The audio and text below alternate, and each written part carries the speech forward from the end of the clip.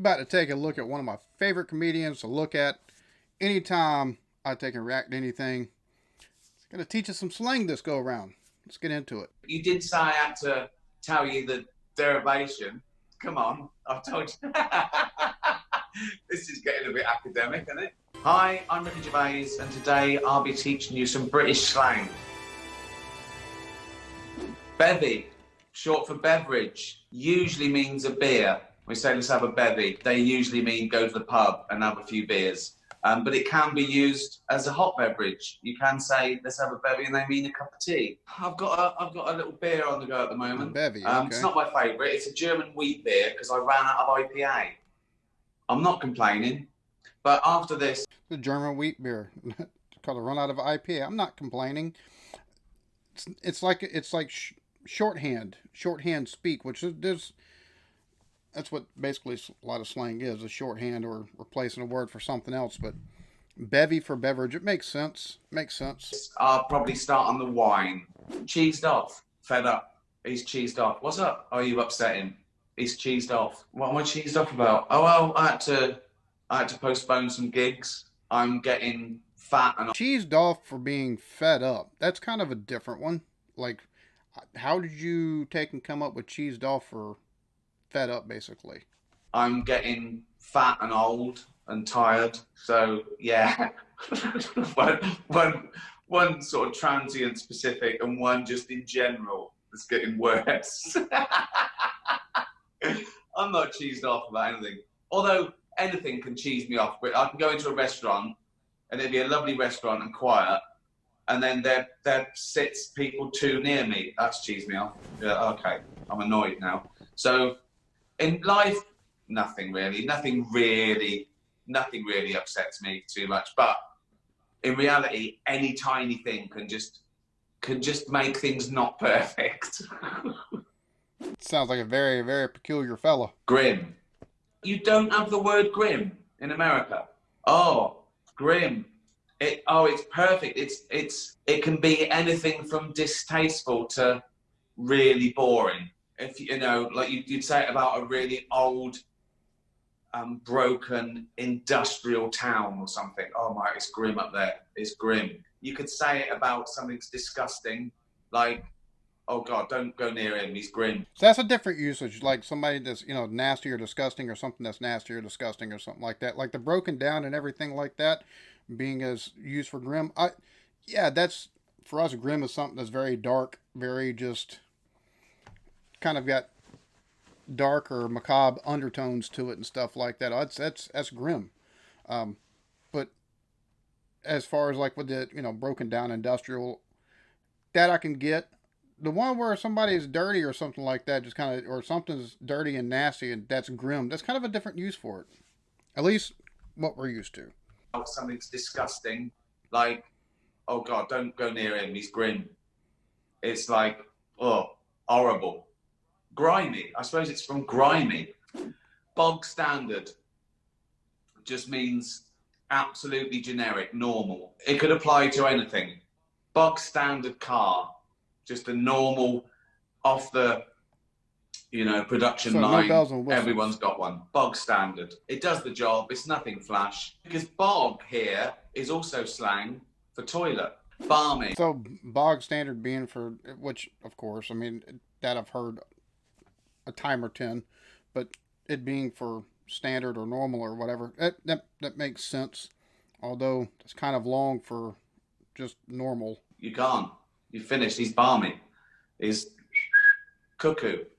So crazy. Pants.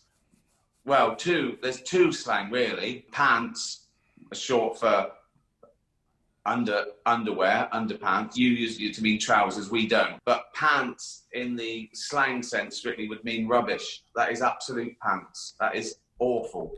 See, that's so different. That is so different, because it means like something's trash or rubbish or something like that. If somebody was to say that's pants over here, they'd be like, wait, what? Are they on sale? Like, it's such a different use for the word. Like, that's one of the things I find fascinating about. We shared, I would say, the same language. Mostly, or a lot of this. Okay, we the way we use what's called English, but it's very much Americanized English, bastardized if you want to take and say it. Uh, so we share similarities, but there's some massive differences. Massive differences. And this being pants in relation, like I said, you just take and tell somebody over here that's pants about something that's just, garbage or trash or whatever, they'd be thoroughly confused. Slang sense strictly would mean rubbish. That is absolute pants. That is awful. I'm not even. It's not worth the trouble. Don't go and see that film. It's pants. Rubbish. Dishy. You'd say attractive. A woman watching telly would say, "Oh, I like George Clooney. He's dishy." It's not aggressive or seedy. It would probably come from. Wait. How do you get dishy for attractive? That's the only thing I'm wanting to know here. How does that? For me, that makes no sense. I might have to listen a little bit further on this, but that's just. He's dishy. It's not aggressive or seedy. It would probably come from cuisine, wouldn't it? Oh, what a lovely. Yeah, it probably does mean what a beautiful dish. What a lovely presentation. It's basically equating George Clooney to a big plate of pasta. Chinwag, chat, talking. Let's have a good old chinwag. It's like an old sort of quaint term. Two middle-aged women talking over the garden gate. They're having a right old chinwag. Look at them. Oh, they're having a right old chinwag. So yeah, it's that sort of thing. Off license. You don't have off licenses. Of course you do. Yeah, you'd call them liquor stores. You couldn't drink there, but you could take away. So it was to do with old sort of pub licensing laws and sort of consuming things on the premises. It's a liquor store as opposed to a pub. Yeah. So off license is a liquor store. Okay, I mean, I could see that. I can see that. That in some sense, I can see that. All right, that's interesting. I mean, it's funny because here, like, you buy liquor, and a lot of times you're not going to drink it unless you go to the parking lot to your vehicle. I say that.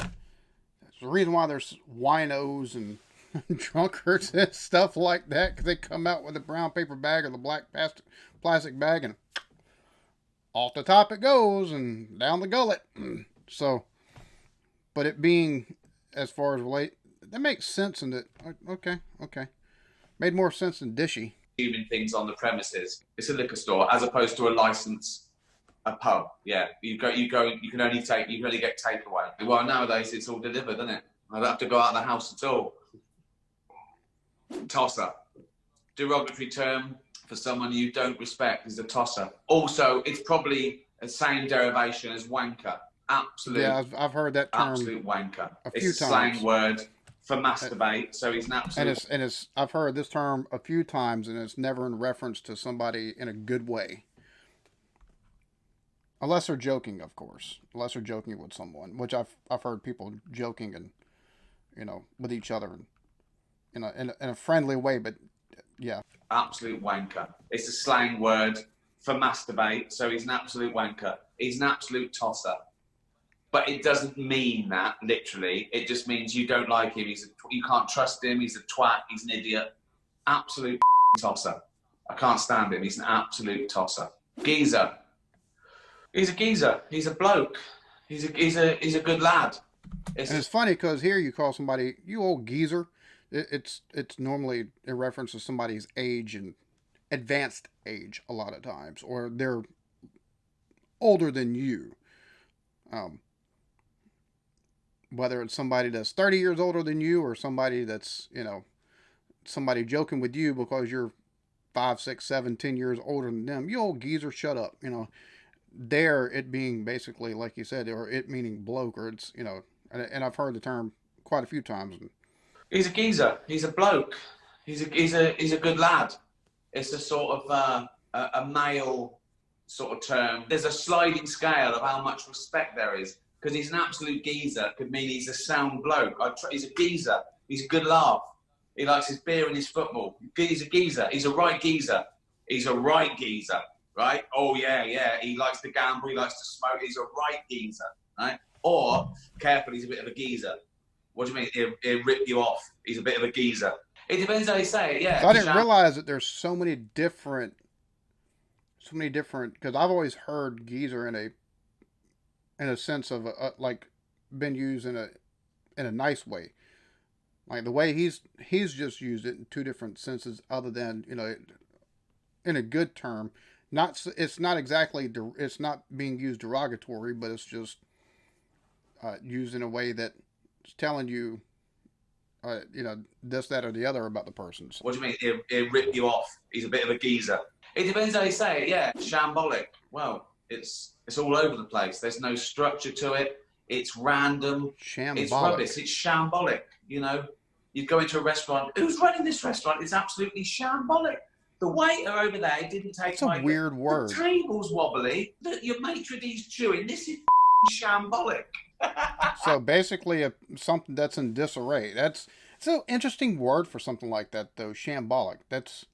Sounds like something you'd hear a conspiracy theorist here say. Table's wobbly. Your maitre d's chewing. This is shambolic. Anywhere where there's company, anywhere there's a general public who should know better. Waz.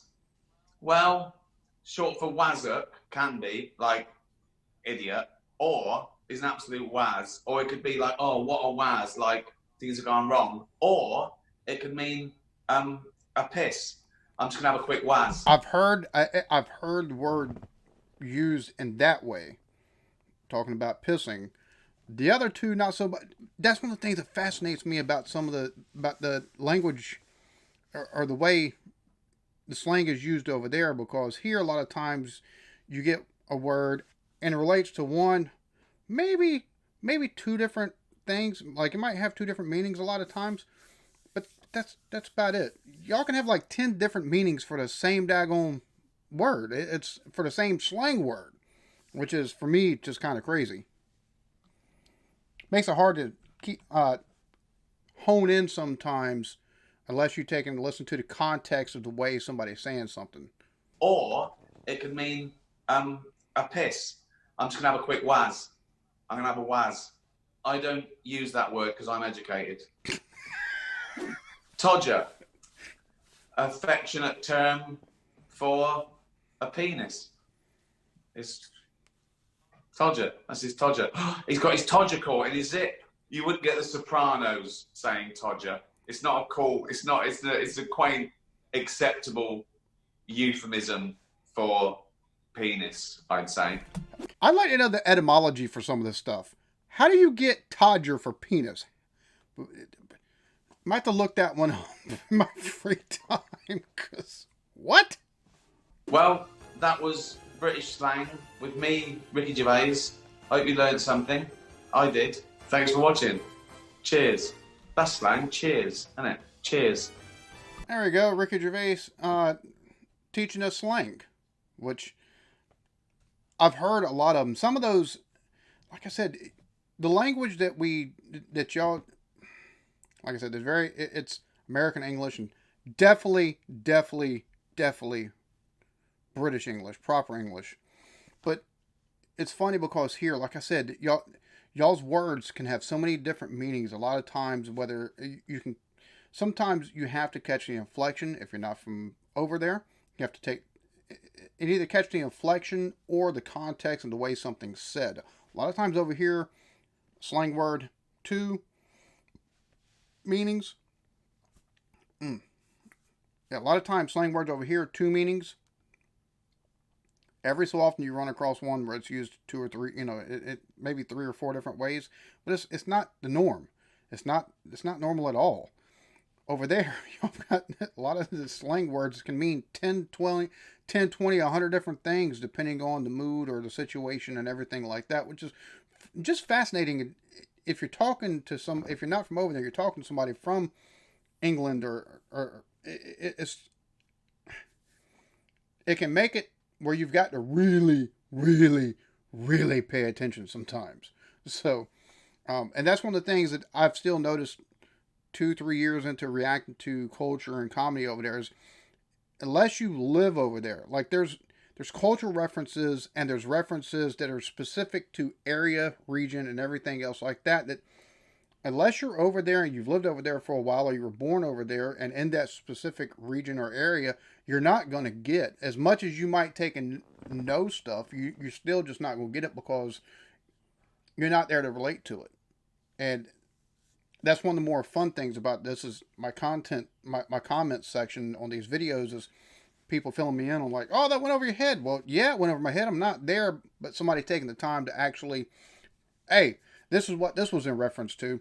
Then it's like, oh, okay, and either I can do some homework on my own or whatever. But these slang words, I've heard like tosser, like geezer, and waz, and I've heard all of those, and I didn't realize for some of these, I hadn't heard some of them, but I do know that there's multiple uses you'll have for a lot of these words. So, hope y'all enjoyed this. Y'all be good to each other. Love yourselves. Peace.